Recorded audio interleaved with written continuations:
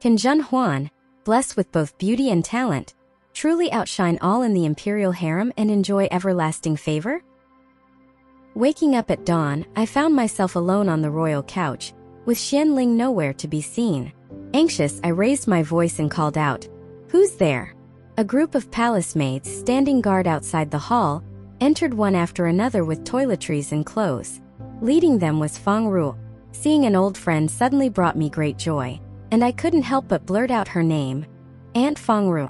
Feng Ruo too was overjoyed, but had to adhere to protocol. She led the others in kneeling down and saluting, saying, "Greetings of peace to the young master." I hurriedly gestured for her to rise. Feng Ruo smiled and said, "His Majesty left for the early court at the 5th watch, and seeing that the young master was sleeping soundly, he specifically ordered that you not be disturbed." Remembering last night's exhaustion, I shyly lowered my head. Feng Ruo pretended not to notice and said, "This servant will assist the young master in changing." After saying this, she and Zhen helped me to rise, one on each side. After they had helped me wash and dress, I asked Feng Ruo, "How come you're serving here now?" Feng Ruo replied, "This servant was previously serving the Empress Dowager in reciting scriptures.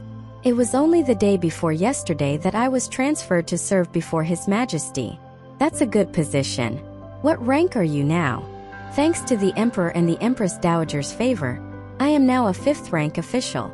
I removed a pair of gold bracelets from my hands and placed them in hers. "I didn't expect to meet you here, so I didn't prepare a gift. Please accept this small token." Feng Ruo knelt down and said, "This servant dare not accept it." I smiled and took her hand. "Right now, let's not speak of master and servant, but rather of the affection of old days." Seeing me say this, Feng Ruo had no choice but to accept, and then stood up to present a bowl of medicinal soup in front of me. "This is a pain-relieving and soothing medicine. Please take it now, young master.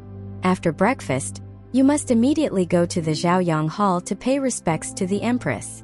The Empress naturally disliked burning incense and found the scent of makeup and powder in the palace too common, so she ordered fresh fruits to be placed in the hall every day, either immersed in a jar of water or arranged neatly on a table.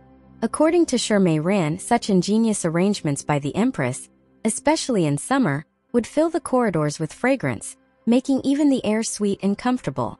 In winter, entering the hall would bring a wave of warm, fragrant air, making one feel tenderly warm and pleasantly fresh.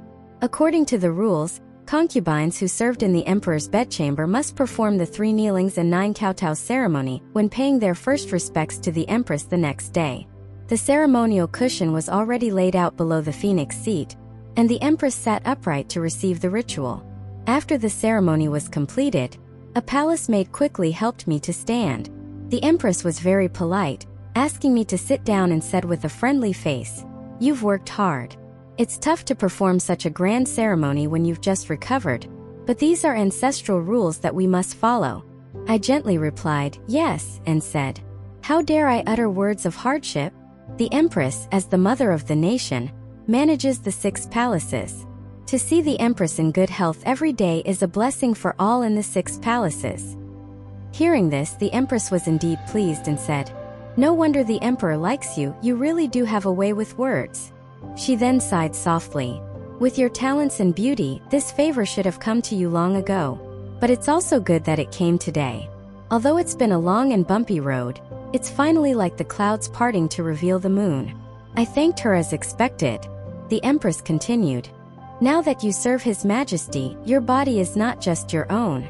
You must take good care of yourself to comfort His Majesty above and ensure the succession below. I will keep every word of your Majesty in mind and dare not neglect them." After the Empress spoke, a palace maid brought up a cup of tea. The Empress took it and drank. A maid beside her, smiling, said, "Ever since Lady Huan fell ill, the Empress has wanted to visit her several times. But the imperial physician said it was a seasonal illness and feared it might harm your Majesty's health, so she had to refrain." The Empress has always been concerned about Lady Huan. Seeing that she was about 27 or 28 years old, dressed more elaborately than the other maids and with a delicate appearance and quick speech, she must be a favored maid of the Empress.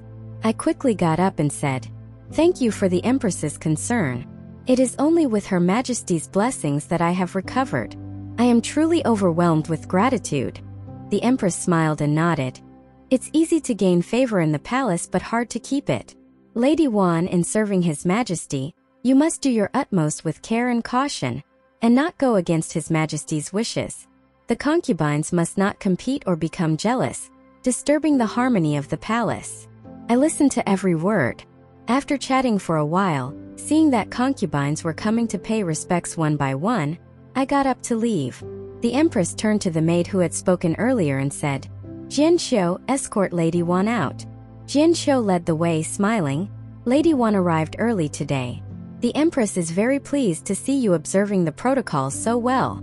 Are there still concubines who haven't come to pay respects? It seems I came too early today." Jian Xiu smiled. "Lady Hua usually comes later than others, and these past few days have been especially so." I was slightly puzzled, wondering why she would say this to me for no reason. Pretending not to hear, I said, "Lady Hua has always been involved in managing the 6 palaces. Perhaps she was busy and got up late." Jian Xiu chuckled, her expression revealing a mix of pride and disdain. With Lady Huan receiving such favor, Lady Hua must be feeling uncomfortable. But no matter what, she wouldn't dare not to come. I glanced at her quickly, and Jian Xiu immediately lowered her head, saying, "Please forgive me, my lady. I was speaking out of turn." After a moment's thought, considering she was from the Empress's side, I couldn't let her see me upset. I immediately smiled brightly. "Why would you say that, Jian Xiu? You're teaching me and I'm very grateful. Although I've been in the palace for half a year, I've always stayed in my own palace and haven't gone out. I still need your guidance to avoid making mistakes." Hearing me say this, Jian Xiu relaxed and smiled. "Lady Huan is too kind." Soon we reached the outside of Fingyi Palace, and Jian Xiu turned back. Jian Shi was holding my hand, slowly walking towards Tongli Palace. I asked, "What do you think?" Jian Xiu is a close attendant to the Empress, and it's unusual for someone in her position to speak so carelessly. I hummed in agreement and said, "The Empress has always been prudent in her actions. It doesn't seem like her to instruct Jian Xiu to speak in such a manner. Lady Hua has been favored for a long time, and it's inevitable that her words and actions sometimes exceed proper bounds. Even if the Empress is tolerant, it's hard to ensure that those around her don't harbor resentment and speak out of turn."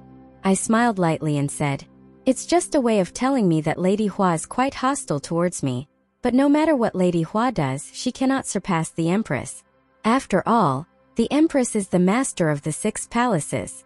We should just listen and let it be." Approaching Yong Lane, we saw Xiao Yunzi waiting from afar. As I approached, he hurriedly came forward. Jian Shi wondered, "Why aren't you staying properly in the palace at this hour, and instead waiting here as if you're facing a famine?" Xiao Yunzi's face was full of joy as he performed a bow. First, to congratulate the young master. Jian Shi laughed and said, "You little monkey running all this way for a reward. You won't be left out." "You're wronging me, Auntie. I am here by imperial command, asking the young master not to return to the palace for the time being." I asked in surprise, "What's the reason for this?" Xiao Yunzi mysteriously said, "Please don't ask yet, young master. You're requested to take a stroll in the Upper Lin Garden to ease your mind, and then you can return to the palace immediately." Upper Lin Garden doesn't boast the grandeur typical of the northern landscapes, but is filled with the delicate and refreshing beauty of the south. The lush trees reflect the dazzling array of flowers, interspersed with quaint and unique pavilions and platforms, full of ancient charm. In the midst of the vibrant reds and greens, there's a special appeal. The Taiyi Pool meanders gracefully, its banks shaded densely, with endless blooming fragrant flowers and vines. A gentle breeze stirs the soft waves on the emerald water, causing the duckweed to ripple slightly, like waves on a serene lake. It was still early, and there weren't many people in Upper Lin Garden. In March, the garden was in full bloom, and the combination of fresh dew and sweet floral scents was intoxicating. Walking quietly, the events of last night seemed to become clearer. Standing in Upper Lin Garden, looking at the distant Yuan Hall, the bright yellow corner of the roof under the morning sun shone like gold, making the whole scene feel real and confirming that last night's events were not just a dream. Follow us to avoid getting lost and enjoy endless exciting stories. For more content, please go to the story wall Homepage to view more exciting novels.